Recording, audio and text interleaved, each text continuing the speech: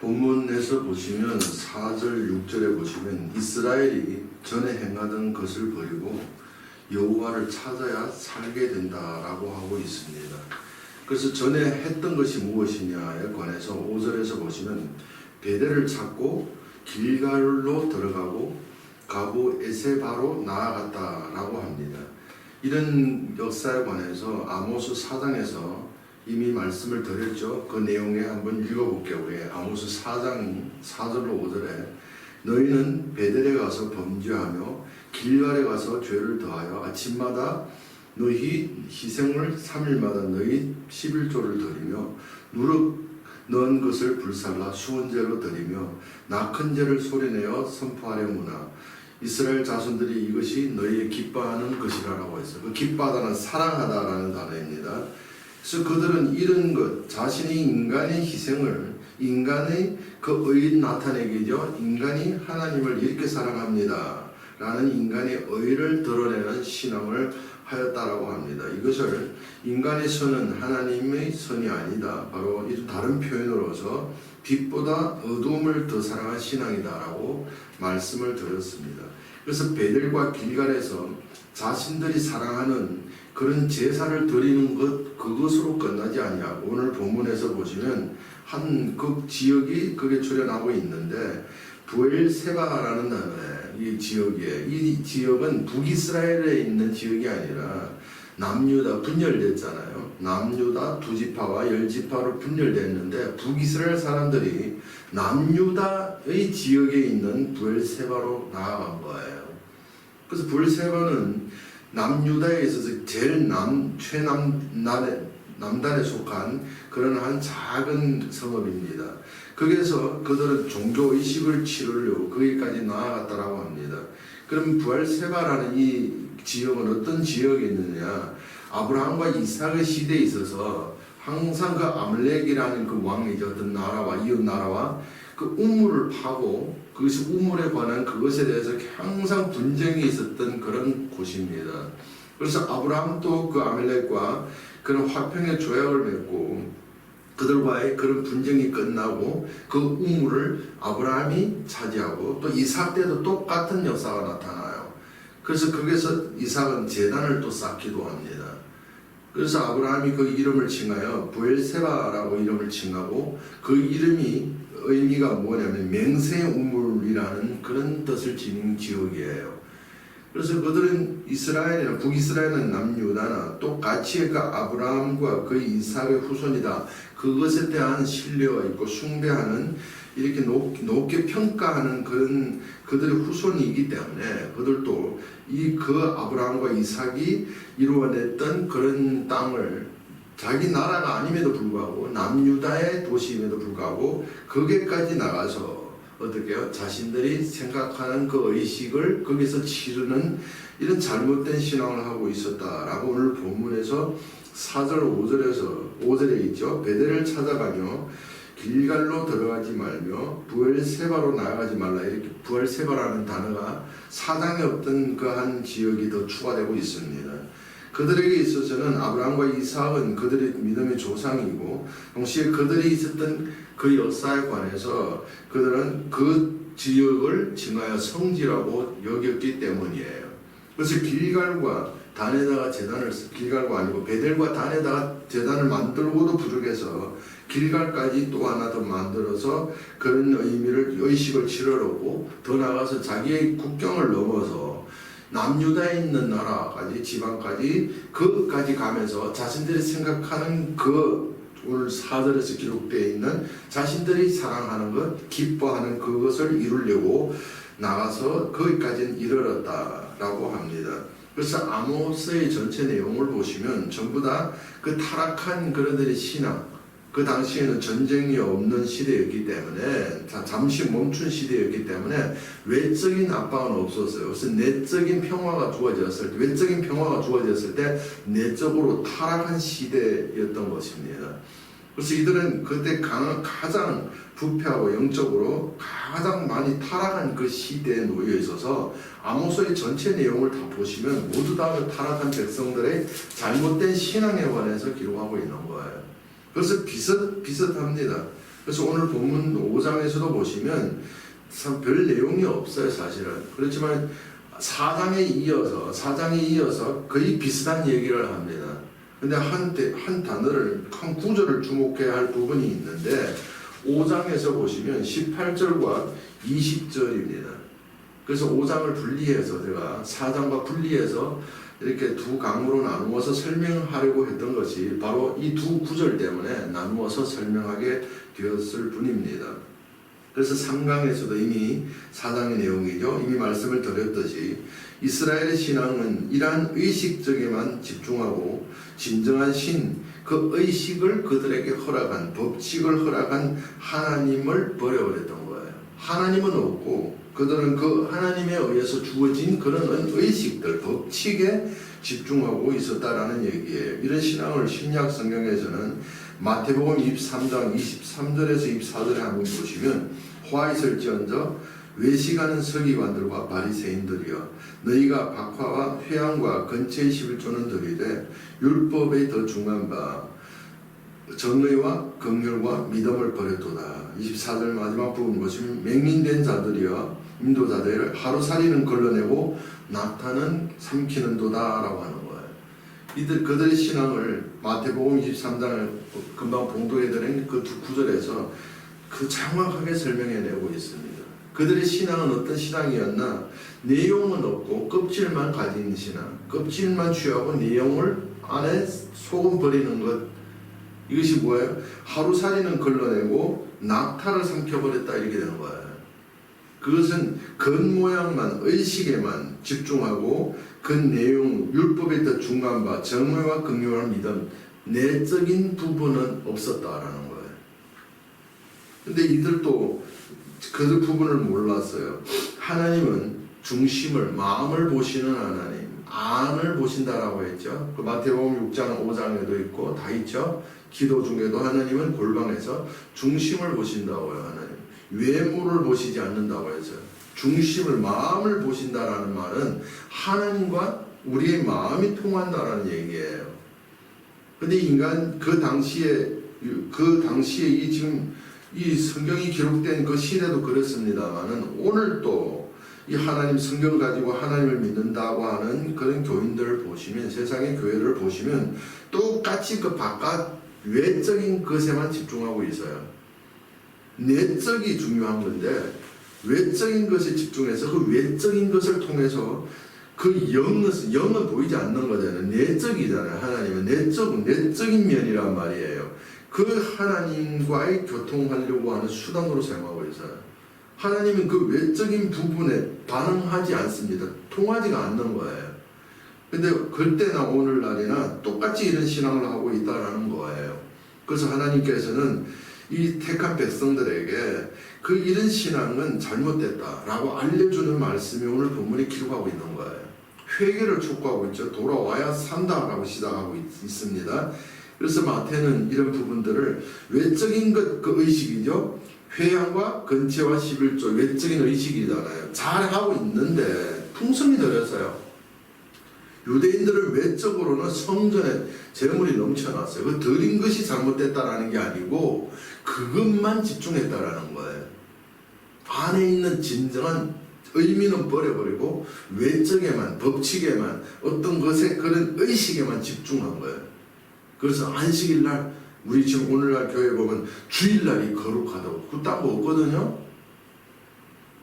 나중에 혹시나 교회에 그런 번성돼서 부흥이 돼서 우리가 모여서 예배 드리는 게 있다고 한다면 우리 교회 다니는 성도들 이렇게 다 조사해가지고 보시면 다 주일날은 잘 안 돼요. 목요일날 우리가 다 모여서 예배 드립시다. 당연히 그래서는 안 되겠죠. 세상의 질서가 보면 다 보통 주일날, 주말에 쉬는 곳이 많으니까 그래서 그런 것 뿐이지. 그런데 꼭 그래야 된다고 하면 목요일날, 수요일날, 어느 날 평일날도 똑같이 예배 드려도 됩니다.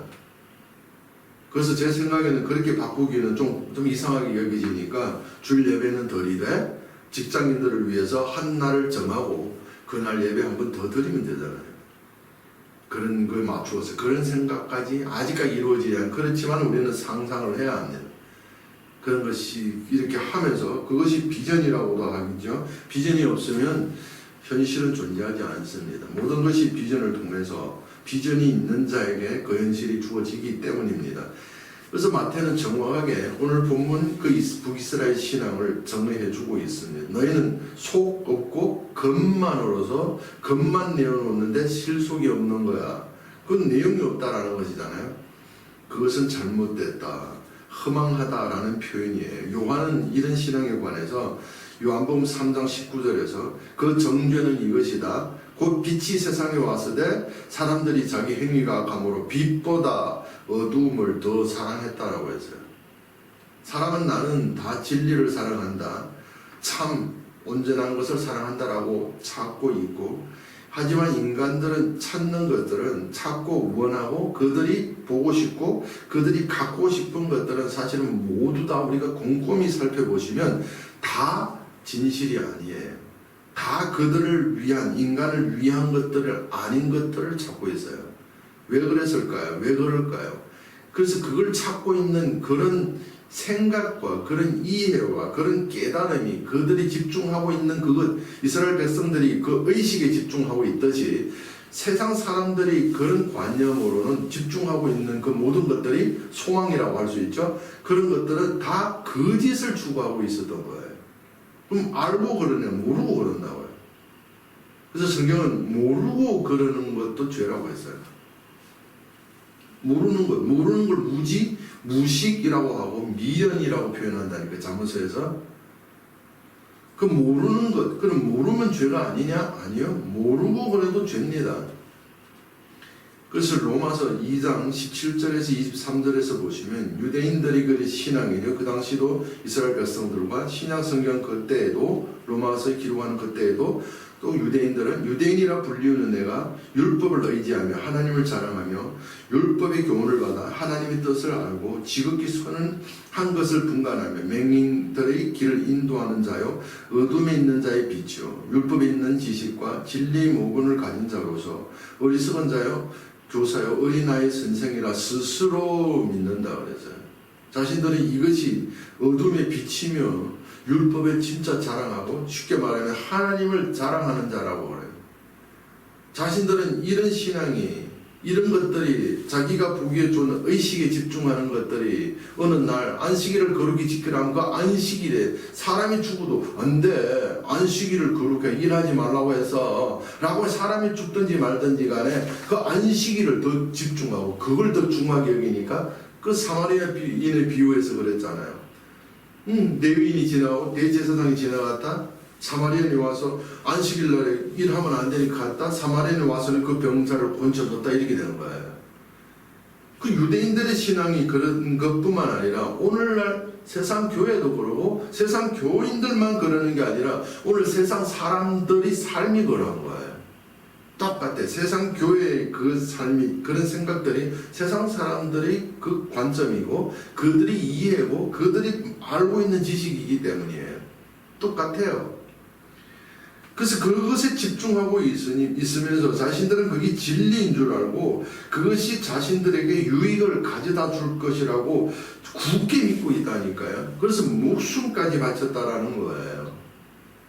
그런데 성경은 그들의 이런 신앙을 오늘 로마서 2장 23절에서 율법을 자랑, 너희가 사랑하는 그 선이라고 하고 진리라고 하나님이라고 하고 그것이 참으로 하나님을 위한 것이고 너희를 위한 것이라고 하는 그것이 뭐냐?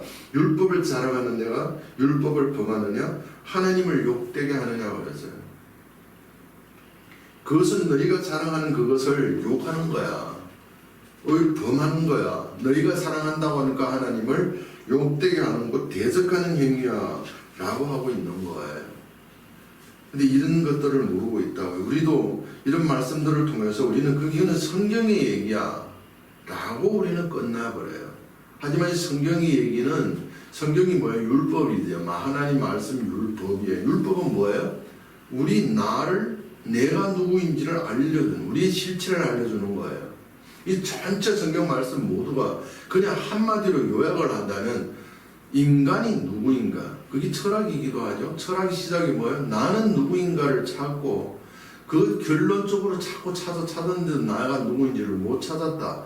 끝나는 것이 그 뭐 유명한 그 소크라테스가 죽으면서 그렇게 됐다는 걸 여러분 다 알고 계시죠? 바로 그런 거예요. 여러 종교에서 그 나를 찾고 있습니다.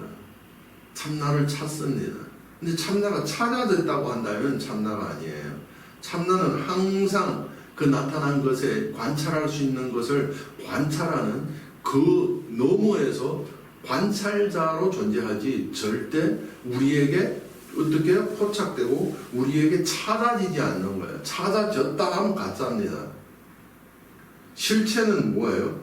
보여서 포착되어지지 않는 것이 실체예요.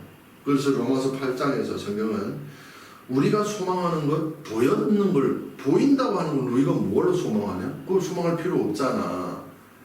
그러면 뭐예요? 소망으로 구원을 넣는데 보이지 않는 거라고 해요. 그 보이지 않는 소망이 뭐냐라고 윗절에서 딱 설명해 내려오는 거 보니까 하나님이 자녀되는 것, 예수되기라고 한다니까요.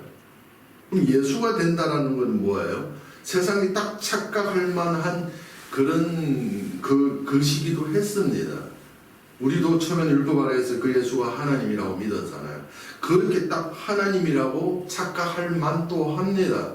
왜요? 그 하나님이 영을 받으면 그 하나님이 영이 뭐예요? 세상을 창조하는 영이잖아요. 그래서 그 영으로 산다라는 것이 그게 인간의 진정한 나예요. 죄라고 하고 나는 내가 아니고 죄라고 나로 산다는 게 하나님으로 사는 몸이니까 신으로 사는 자, 신이 맞는 거거든요. 그래서 우리가 그런 의미를 성경에서 보니까 그렇게 주어지고 가고 엮어가고 있기 때문에 세상이 여기 예수가 신이다 라고 할 수밖에 없었던 거예요. 그런데 그 깊이를 더 깊이 이 마음을 찾고 성경이 더 깊이를 알게 되면 그런 의미가 아닌 걸 알게 됩니다. 그 신은 뭐냐? 하나님의 생명이 부어. 그래서 제가 예를 들었죠. 제 아들에게 제 DNA 생명이 넘겨진 거와 똑같은 거예요. 이런 차의 관계지 내 아들이 나가 아니잖아요. 근데 그 아들을 갖다가 그 아버지라고 자체라고 본체라고 하니까 참 미쳐버리겠죠. 그럴 수가 없는 걸 가지고 그랬다고 하니까 하나인 거는 맞아요. 마음상으로 하나인 건 맞아요. 그리고 그 아들이 아버지는 그 아들을 위한 것만은 맞아요. 그걸 증거하고 자랑하는 것만은 맞아요. 아들을 기뻐하는 것만도 맞아요.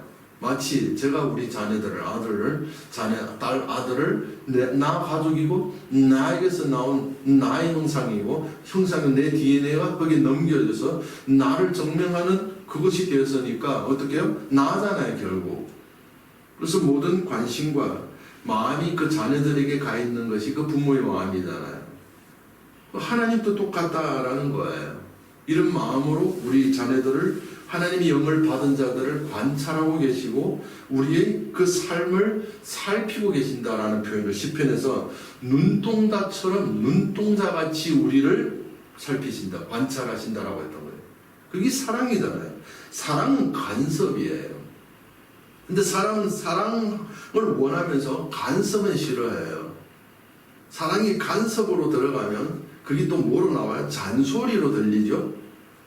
사실은 잔소리는 사랑하는 자에게만 합니다. 남에게 잔소리하는 사람, 그건 이상한 사람이에요. 어떤 성격이 이상한 사람이에요. 남에게 잔소리하는 사람은 없잖아요. 그 잔소리로 나타나는 것이 잔소리는 뭐로 나타나서요? 간섭이에요. 간섭은 뭐예요? 사랑하기 때문이에요. 사랑하지 아니하면 간섭이 있을 수가 없어요. 그래서 하나님이 세상을 사랑한다. 자기의 그 통로, 아버지께로 오는 길, 아버지 행위죠. 아버지 행위를 우리 땅으로 주셨다가 뭐예요? 하나님이 간섭하시겠다라는 거거든요. 우리 안에 개입하셔서 자기 일을 진행하겠다라는 뜻이에요. 그럼 그것만 딱 받아들이면 하나님이 내 안에서 일하면 어떤 일이 일어날까요? 하나님은 창조하시는 분이에요. 창조하시는 일이 우리 가운데서 나타나면 나는 신으로 살게 되는 거거든요. 근데 인간들은 그런 것을 못 받고 이 내적인 것으로 하지 아니하고 영이신 하나님을 믿는다라고 하면서도 불구하고 그 내적인 것 영과 영으로 연결하려고 하지 아니하고 그 영에게 의해서 우리에게 주어진 이런 말씀을 통해서 어떻게 하십시오라고 하는 주어진 법칙에 집중을 해버린다고요. 그래서 먼저 시간에 말씀드렸죠. 그 법이 안식일을 거룩히 지키라라는 그 법 자체도 인자는 그 사람의 그 아들은 그것이 주인이라고 그래요. 그 주는 하나님이 주신 이런 주인 관계가 아니라 그 법이 우리를 위함이지 그 우리가 그 법을 위해서 존재하는 게 아닌 이런 관계성에서 주인이라고 했던 거예요. 이제 2부 예배에서 이제 그러한 부분이 더 정확하게 세밀하게 여러분들에게 한번 또 한 번 더 하나님이 살아계신과 정말 하나님께서 우리와 함께 하시는 이 말씀과 함께하고 이런 지금 증거하는 이것과 함께 우리와 함께 한다라는 그 증거를 한 번 더 2부 예배에서 더 정확하게 더 확실하게. 그럼 남영훈 목사님은 이런 상황에서 그랬잖아요. 어떻게 계속 이렇게 말씀을 전할 수 있어요? 여러분 좀 가끔 그렇게 질문이 와요. 뭐 말씀 들어보니까 좀 들을만한 게 있는데 찾아보니까 유명하지가 않는 거예요. 보고 조회수도 보도 조회수도 얼마 없지. 그런데 보는데 어떻게 저렇게 계속 유지하고 있지? 신기한 거예요. 그럼 저는 똑같은 말을 합니다. 하나님 주시는 이 말씀 때문이라고 그래요. 그래서 여러분에게도 먼저 시간에도 말씀을 드렸죠.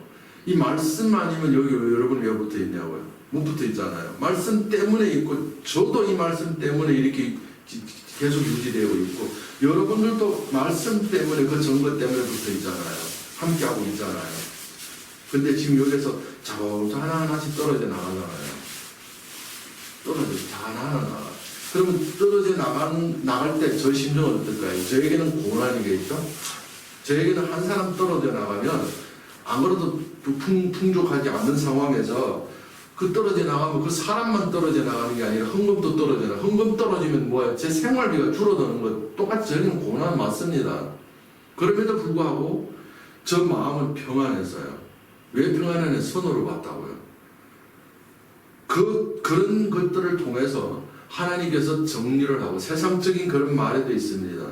사람이 뭔가 이루어질 때 나타나는 징조가 있는데 사람이 먼저 정리된다고요. 그리고 그 고난이 다가오고요. 그런 게 다가오고요. 그래서 저는 그것을 선으로, 성경은 모든 걸 선으로 생각하라고 하잖아요. 하나님이 마음이잖아요. 선으로 봤습니다. 하나님 감사합니다. 왜 감사하느냐? 잠잠했던 이 환경에 변화를 일으키려고 뭔가 새로운 더 좋은 유익한 것으로 더 나은 변화를 그런 환경을 우리에게 허락해 주시려고 하나님께서 이러한 징조를 우리에게 보여주셔서 감사합니다. 마음의 변경은 안 되지만은 처음에는 자꾸 그걸 반복하면서 생각하니까 그것을 그 마음 쪽으로 생각하니까 평안이 주어져요. 그리고 저는 원래 뭔가 하나 꽂히면 거기 집착하는 성격이 있거든요. 애빨파는 이런 게 있어요. 그냥 이렇게 뭐 그렇게 놔둬 뭐 이렇게 못하는 성격인데 이 말씀 받고 난 다음에는 잠도 잘 자요. 원래는 무슨 일이 있으면 저는 잠을 못 자는 성격이에요. 뭔가를 하면 해야 할 일이 있으면 끝까지 다 끝내고 자는 성격. 저는 우리 아내가 이전에 많이 힘들었을 거예요. 아니면 새벽까지도 안 자요. 아니면 그걸 다 해결하고 보는 이런 성격이에요. 사실은 이튿날 하도 되는데.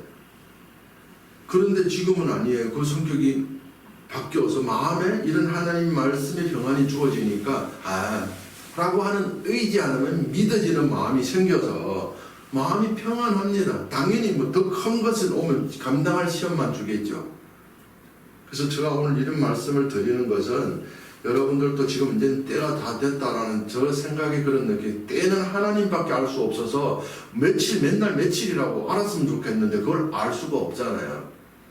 때는 마지막 때입니다. 이제는 곧정만 이루어지는 마지막 그 순간이 된 것 같은데 여기까지 와서 여러분이 떨어진다고 한다면 그 뭔가 이루어지는 그 때가 왔다고 한다면 이 땅에서 정말로 하나님이 복음이 저는 이렇게 생각을 합니다. 여러분들이 여러 세상도 똑같이 말하고 있지만은 지금까지 여기 와서 지금까지 여러분 들은 말씀들 어떤 말씀 여러분 아시죠? 엄청난 어마어마한 말씀인 지혜들인 걸 그런 지혜 영적인 지혜들인 것을 알 거예요. 그리고 또 오후 2부 예배에서도 한 번 더 또 더 큰 정말로 엄청나야 이 정말로 사람으로 말할 수 없는 말이야 라는 그런 증거를 한번 또 제시하게 될 거예요. 가끔씩 한 번씩 다 증거인데 크게 느껴지는 것. 저만 그럴란지는 모르겠는데 저는 말씀이 제게 흘려질 때 감탄하는 그런 말씀이었던 거예요. 죄에 관한 말인데. 그래서 여러분에게 또 증거가 되면서 왜 그런 증거가 주어지냐? 믿음을 주시는 거예요. 저를 붙들어 주시고 흔들리지 않게. 그래서 아니야 아무것도 없고 다 어째도 하나님 나와 함께하고 이 말씀 주는 게 맞아 라는 증거를 얻는 거예요. 그래서 저는 붙어있고, 그런데 여기까지 와서 떨어지면 혹시나 이것으로 최후의 심판이 이루어진다면 뭐 그러면 그렇다라고 할게요. 그래도 떨어지면 그 손해잖아요. 구원이 여기 있는데. 그런데 그러지 아니하고 아직까지 마지막 그 최후의 날이 안 되고 이 땅에서 이런 무슨 그런 사람들이 배워서 뭐 하려고 지식 가득 배워놓고 아는 걸 가득 준비시켜놓고 하나님께서 아무 일도 안 하려고 준비시켰겠어요? 아니거든. 이건 세상의 법칙으로 봐도 아니에요. 가득 준비시켜 놓은 것은 그 준비한 것을 하나님께서 예배시켜서 써먹으려고 준비시켰다고요. 확신이 옵니다, 저는. 그래서 지금 오랫동안에 한 1년에 막 좀 이렇게 뭐 약간의 일이 있고 분질이 돌아다니는데 2년 제가 6월 5일 작년 그러니까 2023 5월 15일 날에 들어와가지고 이 집 지금 임대한 계약했는 게 6월 5일이거든요. 그래서 지금 6월 7월 달 넘어갔잖아요. 정확히 2년이 넘어간 거예요. 한 거의 1년 동안 1년은 아니라 한 9개월 한 10개월 동안에 거의 아무 일도 없었어요. 공부만 했어요. 제가. 그 공부도 그 하는 정도가 어느 정도냐면 여러분 상상하지 못할 정도로 공부를 했어요. 갑자기 그렇게 공부하게 됐어요. 책도 많이 읽었고 대신에. 근데 왜 목사님 책에 그런 걸 안 해요? 그런 걸 속에 저는 오직 성경만 전해야 돼요. 당연히 다른 쪽의 세상적인 지식적인 언어를 전할 수 있는 그런 수준 수평이 안 돼요. 제가 저를 너무 잘 알아요. 그래서 오직 성경만 얘기하고 그런 지식들로서 받은 증거들로서 성경에서 그 확신시킨 것만을 여러분에게 전달하기로 마음먹어서 하나님 주신 마음이겠죠. 근데 만약에 그렇게 된 부흥이 일어난다라고 했을 때는 그러면 사람 어느 정도의 규모냐가 달렸겠죠. 그럼 그런 규모가 있어서 사람이 일꾼이 필요하다면 꿈 여러분 안에서 쓰지 않을까요? 그런데 이 시점이 돼서 이제는 이런 말씀까지 흐르고 있는 이 시점이 돼서 어쩌면 마지막 이룬 날이 됐음에도 불구하고 이런 때 떨어져 나가는 사람들 보면 불쌍하잖아요. 야, 지금까지 붙어 있었다라는 것은 그들도 말씀에 그만큼 말씀이 좋다라고 생각했기 때문이 아닐까요? 그런데 이 마당에 이제 이쯤에 떨어지면 이제 곧 다 됐는데 또 이거 목사님 그걸 안 되면 또 거짓말하는데 저 느낌상 마음상 말씀이 주어지는 것과 때를 보면 다 모든 때 딱 보면 다 된 것 같아요. 지금 어떤 면이 무언가가 이루어지어야 한 왜 증거가 없으면 그럼 이 말씀은 가짜예요. 가짜일 수가 없습니다. 진리라는 것은 되어져야 합니다. 나타나야 합니다. 그는 영적이다. 영적이 천국 가서보다 당연히 천국 가서도 봐야 되겠지만은 이 땅에서도 그 내적인 부분이 외적으로 뭔가 증거가 드러나야 합니다. 드러나지 않았다면 가짜예요. 진리라는 것은 그대로 돼야 가라사대 했더니 그대로 돼야 진리지 가라사대 했는데 아무것도 안 됐어. 그럼 가짜라니 거짓이라니까요. 진리를 증명하는 방법은 증거가 필요합니다. 그래서 증거가 나타나게 되어져 있다니까요. 진리이기 때문에. 뭐 지금 격분 약간 그래서 흥분됐다라고 할 때 그것이 아니에요. 너무 안타까워서 그럽니다. 안타깝고. 그래서 저와 여러분들은 지금까지 말씀으로 이 의지해서 말씀 때문에 붙어 있은 것처럼 사람 보지 마시고 말씀 때문에 지금 시작됐고 말씀 때문에 끝까지 받은 구원을 견뎌내므로 이루어내는 저와 여러분 될 수 있기를 바라겠습니다. 그래서 아모스 오늘 본문 5장 14절 15절 말씀에서 보시면 하나님 이런 잘못된 위에 설명된 잘못된 신앙을 하고 있어서 하나님이 너희는 살려면 너희가 살고 싶다. 이 살다라는 것은 뭐 영원히 뭐 어쩌고 이것뿐만 아니고 이 땅에서 매임과 그 매임의 자유를 살았다 죽었다로 표현하는 거예요. 그 살려면 선을 구하고 악을 구하지 말라. 너희는 악을 미워하고 선을 사랑하라고 그래요. 그럼 도대체 선, 악이 뭐예요? 제가 이전부터 몇 년 전부터 말씀드렸죠. 선과 악은 선으로 아는 것은 선이죠. 선은 선이 맞습니다. 그러면 악도 똑같이 선은 악 때문에 선으로 여겨지기 때문이에요. 그러면 악을 악으로 알면 악도 선이라고 했거든요. 그런 의미에서 하나님께서는 너희가 하나님이 창조한 모든 것들 버릴 것 한 모두 다 선한 거예요. 좋은 거야 그랬다니까요. 그래서 그 마음으로 세상을 바라보면 좋다 나쁘다? 내가 생각이 나쁘다? 하나님 마음으로 보면 나쁜 게 좋은 거예요. 그 나쁜 것 없으면 나는 성장하지가 않아요. 성숙해지지가 않아요. 좋은 것만 항상 있었더라면 그 좋은 것은 나를 해롭게만 해요. 그리고 좋은 것만 추구하는 만큼 그 좋은 것을 좋아하는 그 마음이 그 고통을 끌어오는, 고통을 만들어내는 행위가 되어버리는 거예요.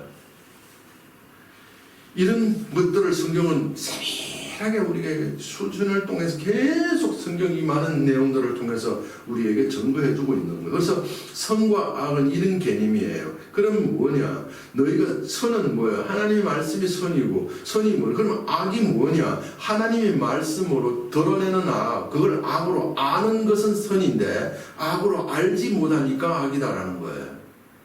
그래서 우리가 생각하는 선악이 아니고 우리가 생각하는 살았다 죽었다가 아니에요. 그래서 이런 잘 아셔야 합니다. 그래서 너희는 악을 미워하고 선을 사랑하라 라고 하니까 또 좋은 것 나쁜 것 이렇게 분리하는데 좋은 것 나쁜 것이 존재하지 않습니다.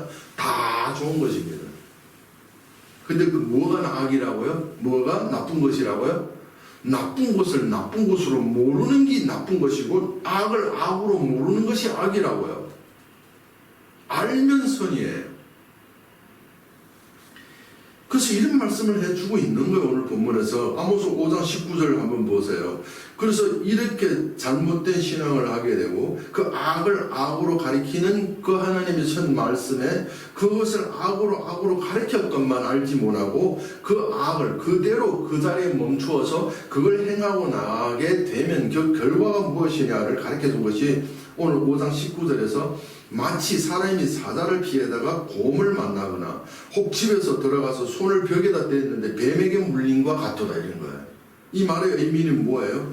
너희가 지금 이 신앙을 꾸준히 하고 회개하지 아니하고 그 악을 악으로 아는 것에 깨달음을 배우지 못하고 계속 그 악을 악으로만 행하고 산다면 깨닫지 못하고 산다면 그러면 그걸 심었잖아 너희가. 그럼 그 결과가 뭐냐?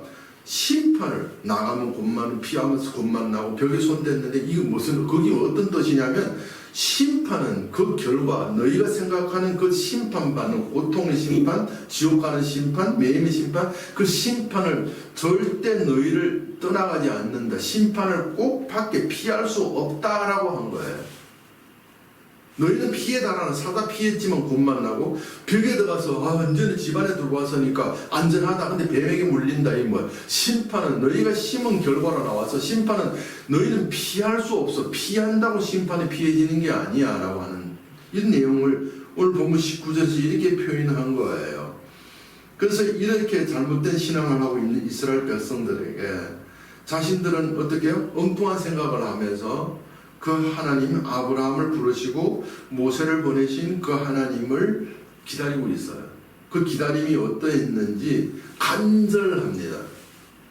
지금 세상 교회에서도 잘못된 걸 믿고 있지도 않은 걸 믿으면서 소망하면서 하나님 희생을 다 했다고 저 그런 걸 봤거든. 저 유튜브 영상에서도 봤고 저 그런 사람 신앙하는 걸 봤어요. 믿음 세상적으로 믿음 너무너무 좋아요. 눈물 막 흘리면서 막 전신을 다해가지고 하나님 이제 이렇게 됐는데 이제 때가 다 됐습니다. 재림 예수는 절대 안 오거든요. 근데 그 예수 오기를 그 예수가 다시 재림하기를 기다려요. 그 예수가 우리가 그 영을 받아서 그 예수로 재림하는 걸 말하고 있는데 그 표피적인 겉모양을 기다리고 있다고요. 너무나도 불쌍해서. 근데 오늘 본문에 이 이스라엘 백성들이 엉뚱한 잘못된 걸 하나님을 믿고 있으면서 오늘 세상이 바라는 그 소망과 처럼 엉뚱한 걸 그걸 잊지도 않는 걸 바라고 있어요. 그 표현을 오늘 보면 18절 20절입니다.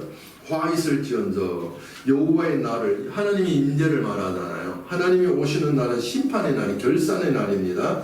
사모하는 자야 너희가 어찌하여 여호와의 날을 사모하느냐, 소망하느냐, 기다리느냐, 여호와 나를 고대하고 있느냐, 하나님 빨리 왔으면 좋겠다, 하나님 빨리 우리에게 임했으면 좋겠다, 이런 거죠. 하느냐, 그 날은 어둠이요 빛이 아니라니까. 이 말은 뭐래요? 너희가 생각하는 너희에게 그 희소식을 전하는 여호와의 날이 아니라니까, 이 얘기거든요 지금. 그리고 20절에서 여호와의 날은 빛이 없는 어둠이 아니며 빛남 없는 캄캄한 밤 아니야 너희에게는, 이런 거예요. 너희가 여호와의 날을 기다려? 지금 오늘날 하나님이 오시기 예수 재림을 기다려? 그리고 너희가 기도하고 신앙한 것의 결과를 기다려? 이제 우리에게 내가 이렇게 기도하고 이렇게 정성을 들여서 하나님께 신앙하고 이렇게 의를 다 드리고 하나님께 정성을 들였으니까 이제는 그 내가 원하는, 내가 기뻐하는 어떤 거 유익한 것으로 내게 이루어져야 되지요? 이러고 기다리고 있다고요. 그런데 하나님께서 말씀하는 거예요. 너희가 그렇게 너희가 좋은 것들이 너희에게 이루어지기를 기다리고 있느냐? 그런데 내가 너희가 신앙이 잘못되고 잘못 심어서 잘못된 열매를 거두는 그렇게 신앙하고 있기 때문에 너희에게 임하는 것은 희망이 아니라 심판이라니까 그런다니까요.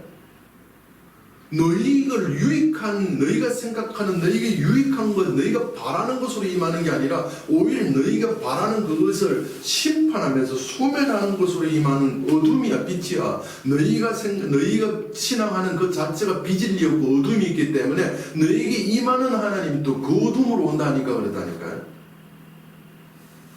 지금 이런 얘기예요. 그래서 사람들은 자신이 잘못 지나가고 잘못 마음먹고 잘못 행하고 잘못한 이해 잘못된 길을 걸었음을 깨닫지 못하고 자신이 그것이 이루어지지 않을 때 하나님 왜 그래요? 누가 왜 그래요? 뭐가 왜 그래요? 하면서 나 아닌 다른 것을 탓하는 것이 인간의 그 세상 지혜를 무의식에 각인된 그 세상 관념이라고 그러죠. 그 관념에서 나오는 자동 발사, 그게 인간의 본능이라고 하죠.